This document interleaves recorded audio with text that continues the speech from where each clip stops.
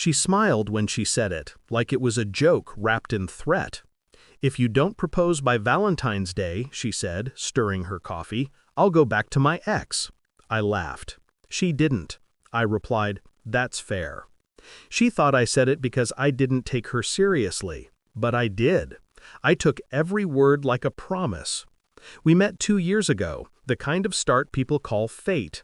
A delayed flight, one empty seat beside me, and her perfume drifting in with the hum of the engines.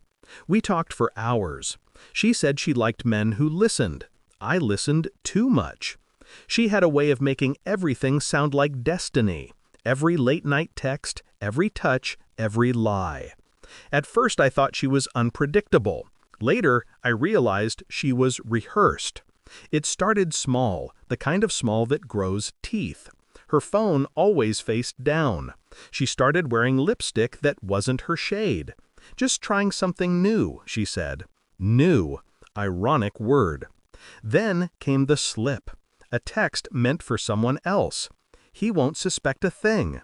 She deleted it fast, but not fast enough. I didn't confront her, not then.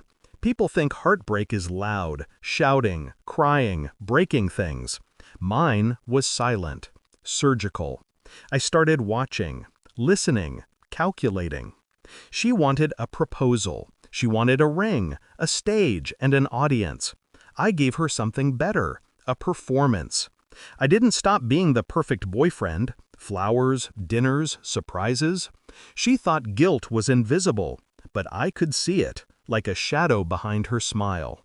I started collecting proof, screenshots, calls, receipts. She was back with her ex, Mark, a man I'd shaken hands with once. He looked at her like a man who'd already lost her once and couldn't believe he had her again. He should have known better. Valentine's Day came like a deadline. She dressed in red, predictable. We drove to her favorite restaurant. She talked the whole way, words spilling like cheap perfume. About her friends, about our future, about how she just knew tonight was the night. I nodded, smiled, and held her hand when we walked in. The maitre d' greeted her by name. She'd been here before. With me? No. She'd pre-ordered everything. She liked control. I let her believe she still had it. Between appetizers and the main course, I set my wine glass down and said, "I think we should break up." The world stopped. Her smile froze mid-laugh, the way glass freezes before it shatters. She blinked, as if I'd misspoken. "What?" I said, "We should end this. You and I." Her voice trembled. "Is this a joke?" "No," I said, "but you've told enough of those for both of us." She tried to recover. Denial first, then charm, then anger. "You're making a mistake," she hissed. "Maybe," I said, "but at least it's mine." The waiter arrived with dessert, a small chocolate cake perfectly glazed. Written across the top in white icing, "Say yes." She stared at it, then at me, then back at the cake. Her face drained color. The waiter, oblivious, smiled. "Congratulations in advance, sir." I smiled back. "Actually, we're celebrating something else. Endings."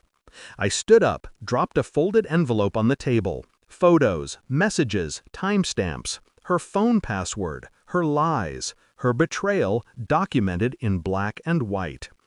"Mark should see these," I said quietly. "I already sent him copies." She didn't breathe, didn't blink, just stared, a silent collapse behind pretty eyes. "Why?" she whispered. I leaned in. "Because you said I should propose by Valentine's Day. So I did.